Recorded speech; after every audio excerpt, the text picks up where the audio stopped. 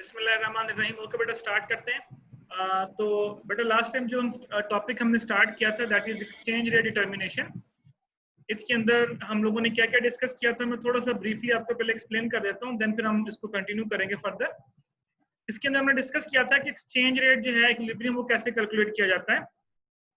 इसमें हमने demand curve को डिस्कस किया था, सप्लाई कर्व को डिस्कस किया था, और हमने बताया था कि ऐसा पॉइंट जहाँ पे डिमांड और सप्लाई जब एक दूसरे को कट करेंगे that point is called equilibrium exchange rate. यानी वो ऐसा पॉइंट होगा जहाँ पे demand of currency and supply of currencies is equal. उसके बाद फिर हमने डिस्कस किया था, ब्रीफली बता रहा हूँ, उसके बाद कुछ चीज अगर आपने क्वेश्चन पूछनी है तो वो आप पूछ सकते हैं। हमने appreciation and depreciation of currency को भी डिस्कस किया था कि how to calculate the increase in currency and decrease in the currency value. इसमें हमने फार्मूला डिस्कस किया था, current price minus previous price divided by previous price वाला। तो अगर आंसर पॉजिटिव निकले तो it will shows the increase in currency, अगर आंसर नेगेटिव निकले तो it shows the decrease in the value of currency. ये आपके सामने गिवन भी है। फिर हमने इक्विलिब्रियम को डिस्कस किया था। देन फिर हमने डिस्कस किया था कि कौन से ऐसे फैक्टर्स हैं जो एक्सचेंज रेट को जो है वो इफेक्ट करते हैं पॉजिटिवली और नेगेटिवली। इसमें हम लोगों ने इन्फ्लेशन को डिस्कस किया कि तो किसी मुल्क में इन्फ्लेशन बढ़ती है तो एक्सचेंज रेट कैसे इंक्रीज या डिक्रीज होता है। देन हमने इंटरेस्ट रेट को डिस्कस किया, देन हमने इनकम लेवल को डिस्कस किया, गवर्नमेंट कंट्रोल को डिस्कस किया और एक्सपेक्टेशंस को डिस्कस किया। आई थिंक यहीं तक हमने किया था। इसके अलावा बेटा आई थिंक सो कि अभी हम लोगों ने वो जो पॉइंट्स हैं, जो न्यूमेरिकल वाला पोर्शन है वो अभी हमने करना है, ये वाला। इससे पहले हमने कर लिया था। If you want to ask any question you can ask. जी, एनी वन ऑफ यू बेटा, अगर कोई क्वेश्चन आपने पूछना है तो बेटा वो क्वेश्चन आप पूछ सकते हैं अभी।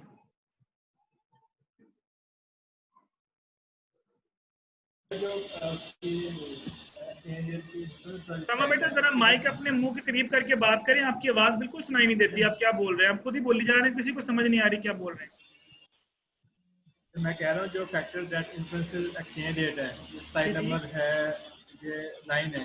इसके बाद आप डायरेक्ट स्लाइड नंबर आगे चले गए, स्लाइड नंबर 19 पे चले गए।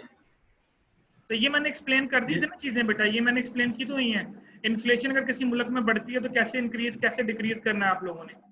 तो जो स्लाइड्स में से जो टॉपिक्स हम पढ़ रहे हैं बस आपने वही करने हैं। अगर कोई टॉपिक हम नहीं पढ़ रहे तो आप लोगों ने नहीं करना, दैट्स इट।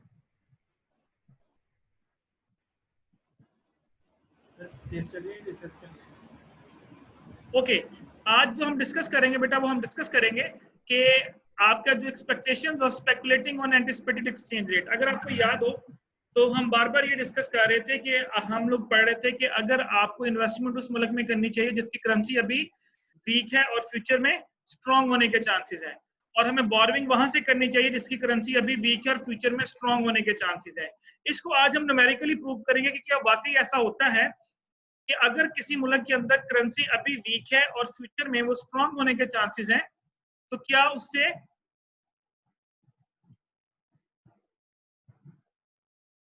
हमें फायदा होता है या नहीं होता।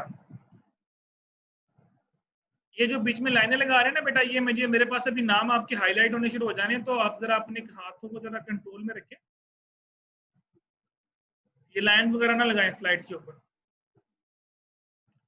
ओके, दो बेटा हमने पढ़े थे, एक हमने पढ़ा था इन्वेस्टमेंट रूल और एक हमने पढ़ा था बोरोइंग रूल, फाइनेंसिंग का रूल हमने पढ़ा था। एक छोटा सा क्वेश्चन अभी हम यहाँ पे देखेंगे और उस क्वेश्चन की मदद से हम ये प्रूफ करेंगे कि क्या वाकई ऐसा होता है कि जिन कंट्री से अगर हम लोग इन्वेस्टमेंट करते हैं और उसकी करेंसी फ्यूचर में स्ट्रांग हो जाती है तो हमें कितना फायदा हो सकता है, और वाइस वर्सा अगर इसी तरह अगर हम लोन लेते हैं किसी मुल्क से और उसकी करेंसी जो है वो फ्यूचर में अभी स्ट्रांग और फ्यूचर में वो वीक हो जाती है, तो क्या वाकई हमें लोन वापस करने में हमें फायदा होगा या नहीं होगा। इसके लिए मैं आपके सामने अभी क्वेश्चन ओपन करता हूँ, आपकी बुक में साथ ही ओपन कर रहा हूँ। ये आपके सामने बेटा एक क्वेश्चन है, इस क्वेश्चन को पहले हम रीड कर लेते हैं, देन फिर मैं आपको इस क्वेश्चन को बताता हूँ कि सॉल्व कैसे किया हुआ है, और यहाँ पे मैं साथ साथ आपको सॉल्व करके भी देता हूँ। ये आप लोगों को मैंने आपकी असाइनमेंट के अंदर भी ये क्वेश्चन करने को दिया था और मैंने कहा था कि इसको आपने एक दफा करके देखना है। ओके, पहले क्वेश्चन पढ़ लेते हैं। यहाँ से बेटा मैं क्वेश्चन स्टार्ट कर रहा हूँ। उसने बोला जी कि शिकागो को expected that the exchange rate of New Zealand dollar is appreciate from its personal level 0.52 to 0.52 in 30 days। कि न्यूजीलैंड की जो करेंसी है वो फ्यूचर में स्ट्रांग हो रही है अप्रिसिएट हो रही है फ्रॉम प्रेजेंट लेवल ऑफ $0.150 से 0.152। इसका मतलब है कि अगर एक न्यूजीलैंड डॉलर जो आज 50 पैसे का है, नेक्स्ट जो है 30 दिन के बाद वो $0.52 का हो जाएगा। अब देखिए बेटा, यहाँ पे सबसे पहले आप लोगों ने ये डिसाइड करना है कि हमने जाना कहाँ पे है। अब दो मुल्क हैं, एक न्यूजीलैंड है और एक आपके पास अमेरिका है, डॉलर की करेंसी उसने दी हुई है। अब हमने यहाँ पे ये डिसाइड करना है कि हम इन्वेस्टमेंट के पास, देखिए यहाँ पे उसने लिखा हुआ है बेस्ड ऑन एक्सपेक्टेड एप्रिसिएशन। और एप्रिसिएशन का रूल मैंने ये पढ़ाया था कि फ्यूचर में अगर कोई करेंसी एप्रिसिएट हो रही है तो उस मुल्क में इन्वेस्टमेंट करनी चाहिए। अब अगर मैं आपसे यहाँ से ये पूछूं कि आपको न्यूजीलैंड जाना चाहिए या आपको अमेरिका जाना चाहिए, तो यहाँ पे आपका आंसर होना चाहिए कि हमें न्यूजीलैंड जाना चाहिए, क्योंकि न्यूजीलैंड की करेंसी जो है वो फ्यूचर में एप्रिसिएट होने के चांसेस है। क्या वाकई एप्रिसिएट होने से हमें उससे कोई फायदा मिलेगा या नहीं मिलेगा, वो बेटा हम अभी आज प्रूव करेंगे कि क्या वाकई करेंसी एप्रिसिएट होने से हमें उससे बेनिफिट मिलता है या नहीं मिलता। ओके, पहले आप इसको पढ़ लेते हैं। उसने बोला Chicago is able to borrow $20 million on a short term basis from other banks. $20 million जो है उसने शॉर्ट टर्म के तौर पे ले लिया है फ्रॉम अदर बैंक्स, बैंक से उसने ले लिया डॉलर्स की फॉर्म में। अब मैंने बोला कि आपके पास जो पैसा पड़ा हुआ है उसको आपने इन्वेस्ट करना है, तो मैं कह रहा हूँ जी बेस्ट ऑप्शन क्या है कि आपको न्यूजीलैंड जाना चाहिए।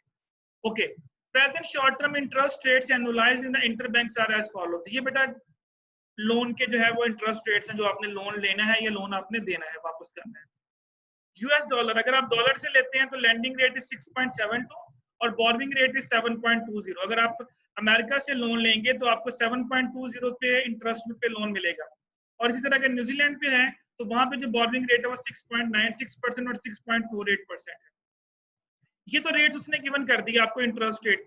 अभी फिलहाल हम इंटरेस्ट रेट्स को डिस्कस नहीं कर रहे, हम ये डिस्कस कर रहे हैं कि करेंसी एप्रिसिएट या डेप्रिसिएट होने से आपको फायदा होता है या आपको नुकसान होता है। तो पहले बेटा ये क्वेश्चन अपने सामने एक दफा रीड कर लें सब लोग।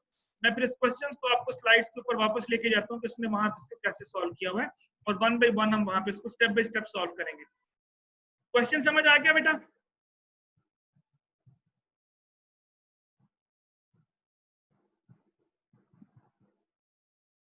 बेटा हाँ ना में जवाब दिया करें, उसके बाद मुझे पता चलेगा कि आप लोग बैठे हैं या नहीं बैठे हुए। मैंने जी सर। ओके, अब ये यहाँ पे आ गया बेटा आपके पास, दिस इज द क्वेश्चन। अभी उसने सारा क्वेश्चन आपके सामने सॉल्व किया हुआ है। ये क्वेश्चन आपके सामने वही बुक वाला जो मैंने यहाँ पे लिखा हुआ है, ये उसने सारी लाइन एरोज के साथ आपको एक्सप्लेन किया कि उसने कैसे किया, स्टेप बाय स्टेप उसने जो है वो एक्सप्लेन किया हुआ है। अच्छा, अब मकसद ये है कि आपने इसको कैसे सॉल्व करना है वो मैं आपको यहाँ पे अभी इसको सॉल्व करके बताता हूँ कि आपने इसको स्टेप बाय स्टेप कैसे सॉल्व करना है। ओके, स्टेप नंबर 1, इसको हम स्टेप बाय स्टेप सॉल्व करेंगे। पहले स्टेप के अंदर बेटा देखिए, मैंने कहा कि आपने न्यूजीलैंड जाना है, ठीक है। पहले हम यहाँ पे रेट लिख लेते हैं ताकि आप लोगों को याद रहे कि 1 New Zealand dollar is equal to $0.50, ये रेट है, और ये आज का रेट है टुडे। ओके, आगे है 1 न्यूजीलैंड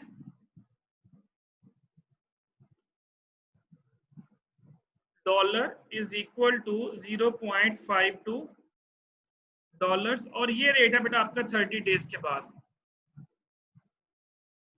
ओके, अब आपके पास ये क्वेश्चन आ गया। अब आपको ये पता है, क्योंकि हम इन्वेस्टमेंट की बात कर रहे हैं, अप्रिसिएशन की बात कर रहे हैं, आज जो न्यूजीलैंड डॉलर $0.50 का मिल रहा है, फ्यूचर में ये $0.52 का मिलेगा। इसका मतलब है कि न्यूजीलैंड डॉलर जो है वो अप्रिसिएट हो रहा है, मीन दैट कि वो महंगा हो रहा है।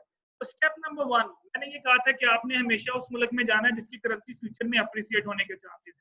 अब आपने 20 मिलियन बेटा लिए थे, वहां पे आपके पास लोन लिया था डॉलर्स के अंदर, अमेरिकन डॉलर्स के अंदर आपके पास लोन है 20 मिलियन का।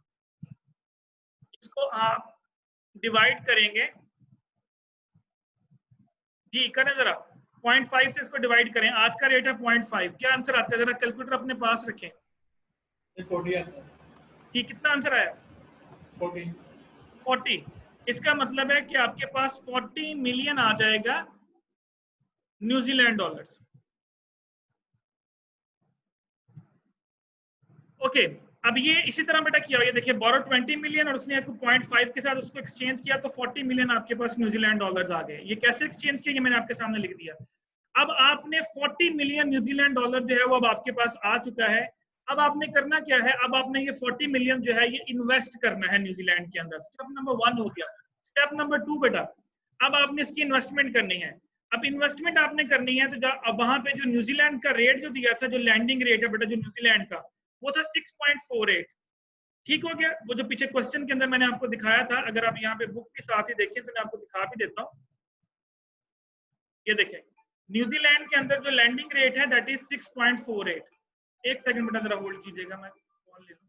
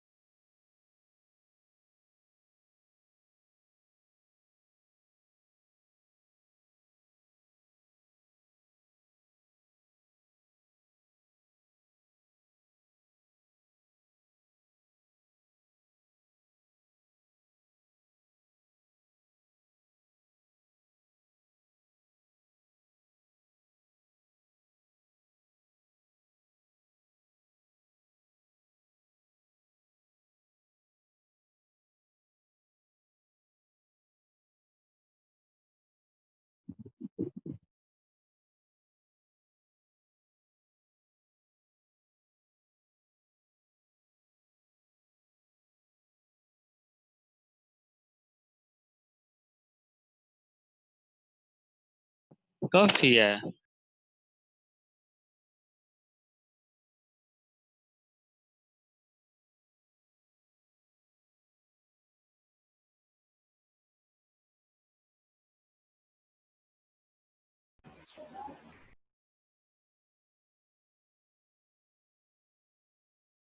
काफी है।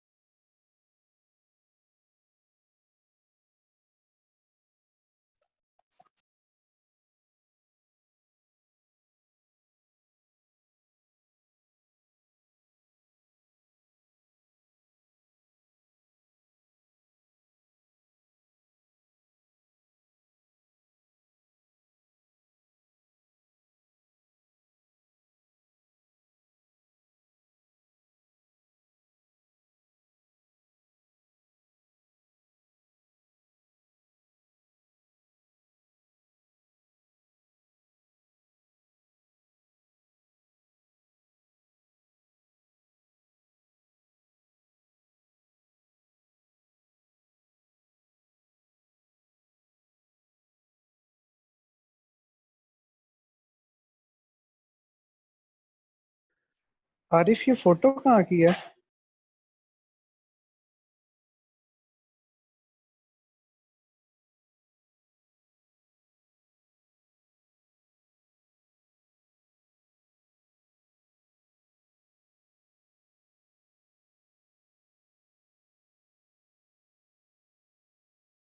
काफी है।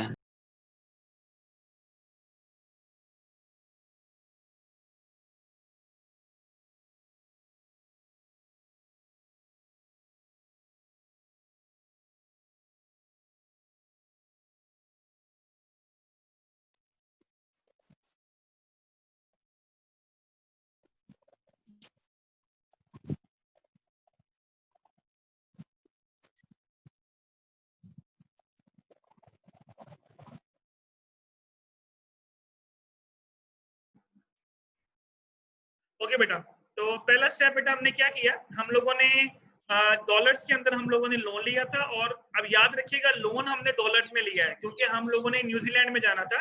तो हमने अमेरिकन डॉलर्स के अंदर लोन लिया 20 मिलियन का, उसको मैंने कन्वर्ट किया न्यूजीलैंड के अंदर, क्योंकि न्यूजीलैंड के अंदर जो आपने इन्वेस्टमेंट करनी है वो आप लोगों ने न्यूजीलैंड डॉलर्स में करनी है। तो स्टेप नंबर 2 बेटा क्या हुआ कि आपने 40 मिलियन के हिसाब से जो है वो इन्वेस्ट किया, उसको आपने मल्टीप्लाई करना है। अब देखिए बेटा, आपको जो आपने इन्वेस्टमेंट करनी है उस इन्वेस्टमेंट के ऊपर जो आपको मिलेगा दैट लैंडिंग रेट इज 6.48%। तो मल्टीप्लाई बाय 6.48%, परसेंटेज खत्म कर लेनी है। एंड बेटा इसको आपने कितने दिन के लिए लेना था, आपने इसको इन्वेस्ट करना है 30 डेज के लिए, याद रखिएगा, दिस इज वेरी इंपॉर्टेंट। तो आपने इसको शिफ्ट करना है 30 डेज के ऊपर। तो 30 डेज के ऊपर शिफ्ट करने के लिए आपने क्या करना है, 30 डिवाइडेड बाय 360। अब ये मैंने यहाँ पे किया, तो इज इक्वल टू, अब चेक करें कि आपके पास जो आंसर आ रहा है क्या वो आंसर यही आ रहा है, चेक करें जरा, 40,000 यानी 40,216, देखिए यही आंसर आ रहा है। सब लोग बेटा इसको करके देखिए एक दफा, ये स्टेप मैं इसलिए कर रहा हूं ताकि आप लोगों को कैलकुलेशन में प्रॉब्लम ना आए।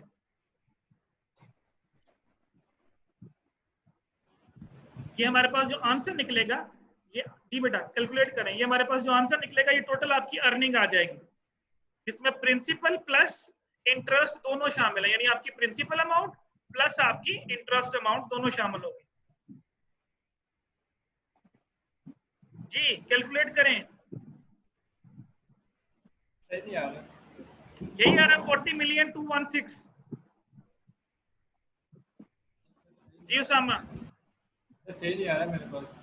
ओके अब आपके पास बेटा जो आंसर निकला, मैं आंसर यहाँ पे वही लिख रहा हूँ, उसकी तरफ देख के 42,16,000 ये हमारे पास आंसर आया बेटा आपके पास। और ये आपके पास जो आंसर निकला, दिस आंसर इज बेटा, साइन इज वेरी इंपॉर्टेंट, ये जो आपके पास आंसर निकला this is called New Zealand dollar. अब इसका मतलब ये हुआ कि आपने न्यूजीलैंड के अंदर जो पैसा है वो इन्वेस्ट किया और न्यूजीलैंड से जो है वो आपने इतनी अर्निंग कर ली।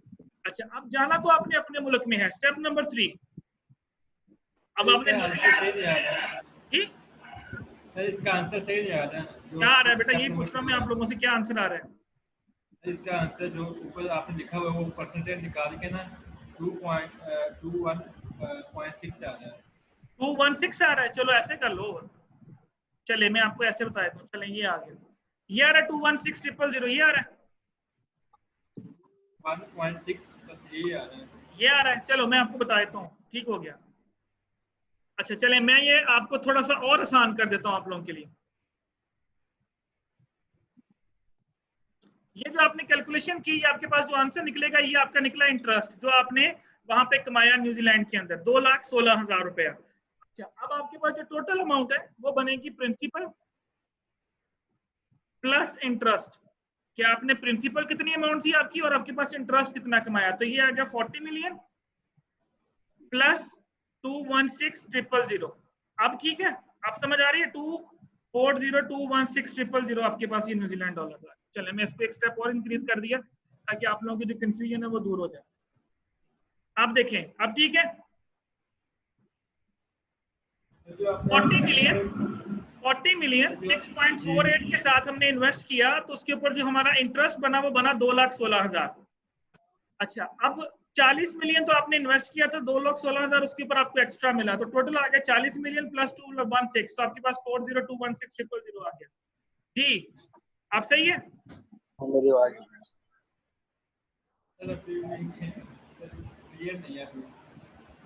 जी उसामा साहब क्लियर नहीं है अभी भी।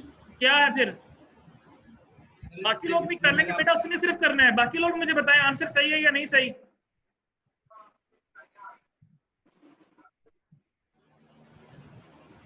सही है सर।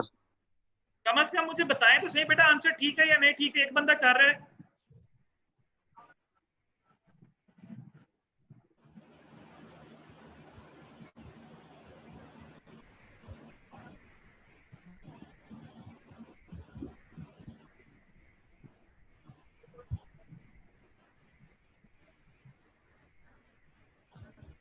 यही बेटा आ रहा है। और समय क्या आ रहा है, 2,16,000 ही आ रहा है, मैंने खुद भी कैलकुलेट कर लिया। जी सर यही आ रहा है। 40 मिलियन में जीरो कितने होते हैं ये पता है पहले?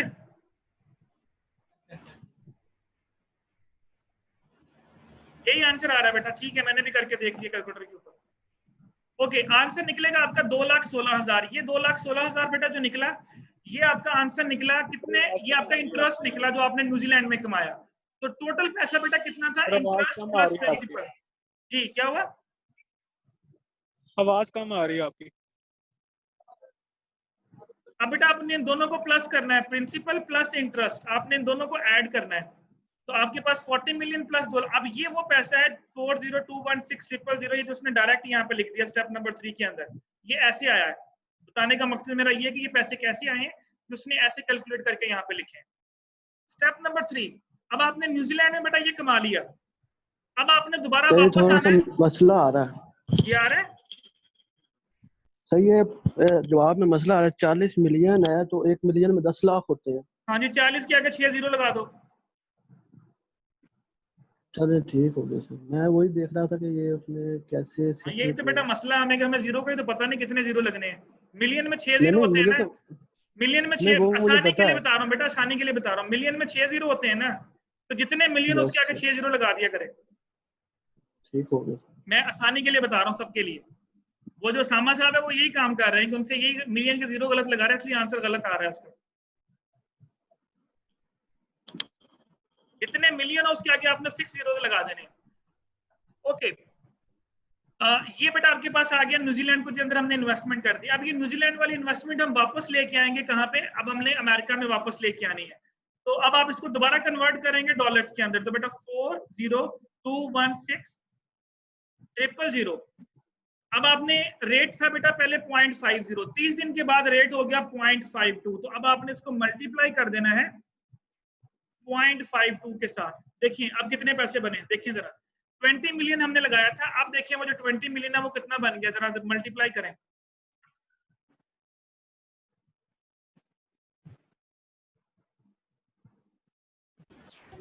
यही आंसर आ रहा है 20912,320। देखो ये आंसर, ये सर यही है।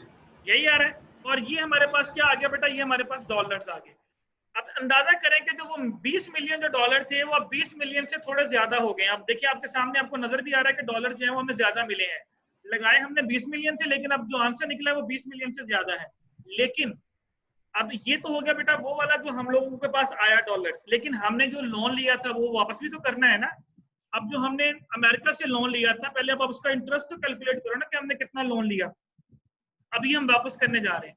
हमने लिया था लोन 20 मिलियन का, और उसको आपने अब मल्टीप्लाई कर, जो 20 मिलियन का हम लोन लेके गए थे, अब लोन कहां से लिया था, अब आपने लिया था अमेरिका से लोन लिया था। अब ये स्टेप जरा समझिएगा। अमेरिका से जो हमने लोन लिया था उसका रेट था 7.20। ये जो मैं यहाँ पे आपके सामने बुक के ऊपर नजर आ रहा है, बोरोइंग रेट लेना है यहाँ पे। बोरोइंग का मतलब है जब हम लोन लेते हैं। तो 20 मिलियन का हमने लोन लिया था और हमने लिया इसको 7.20 से, 7.20 इस तरह हमने पहले किया उसी तरह करेंगे। 7.20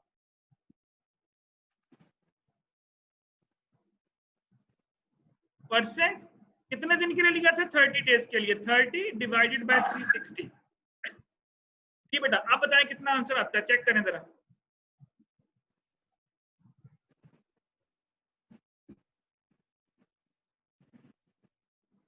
ट्वेंटी मिलियन, 20 के आगे 6 जीरोज लगाएं, multiply by 7.20%, multiply by 30 divide by 360।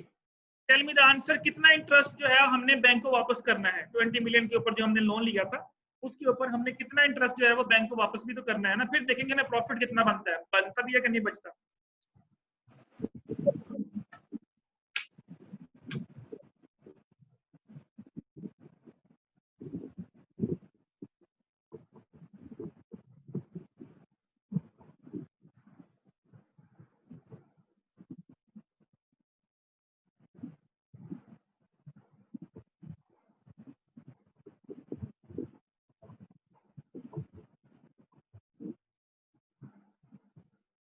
$1,20,000 आ रहा, देखिए।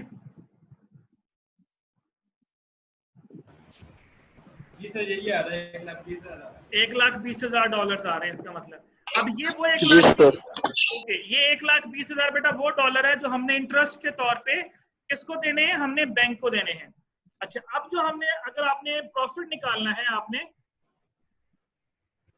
अगर बेटा प्रॉफिट निकालना है, यहाँ पे प्रॉफिट या लॉस जो भी निकालना है, तो ये वो अमाउंट है जो हम कमा के लाए हैं। ये देखिए, ये आपके पास पड़ी है जो अमाउंट हमने कमाई है, 20 209,12320।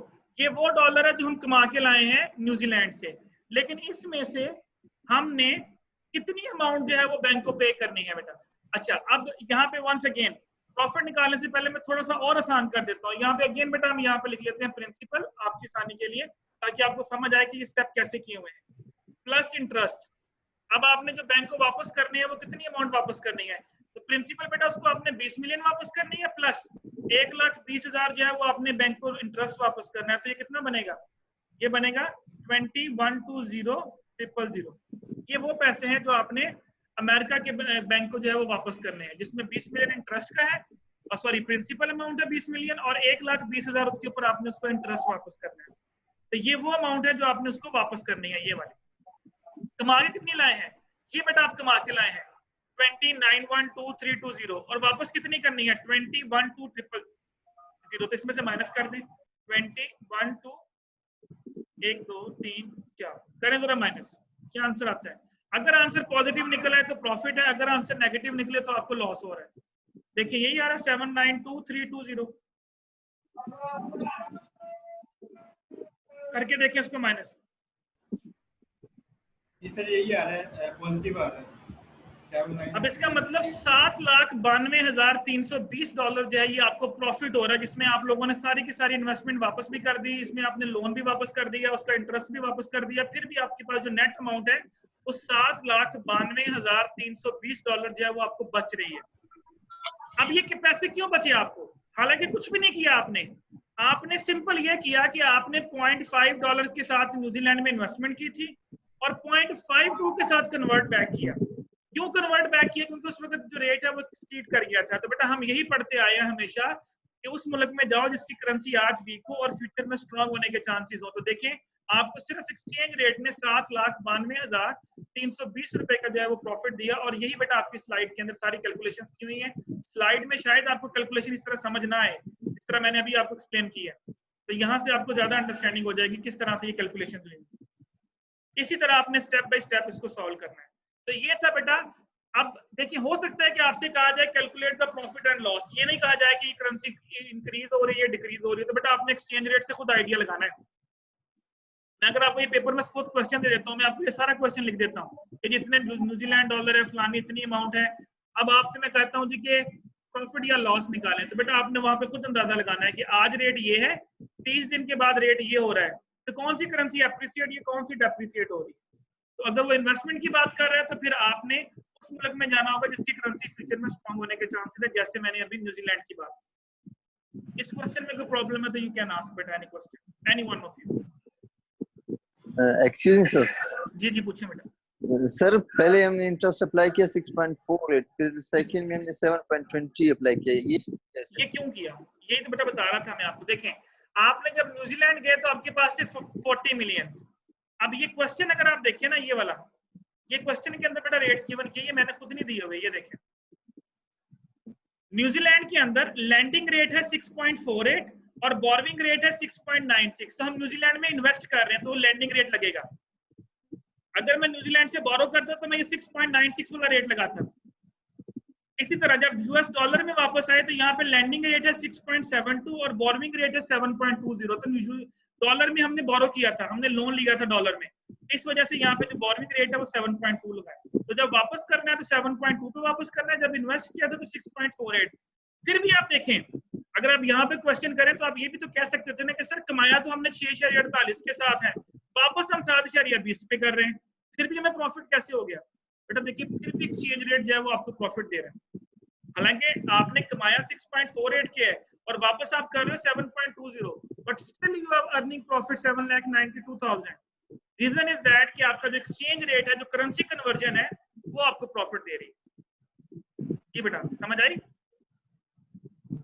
Yes sir, thank you. तो ये रेट बेटा गिवन है क्वेश्चन के अंदर, तो आपने यहाँ से लगाना है। तो जिस मुल्क में इन्वेस्टमेंट करनी है वहां का लैंडिंग रेट, और जिस मुल्क से लोन लेना है वहां का बोरोइंग रेट यूज करेंगे। चलें ये बेटा वीडियो खत्म हो रही है, आप दोबारा ज्वाइन करेंगे मुझे।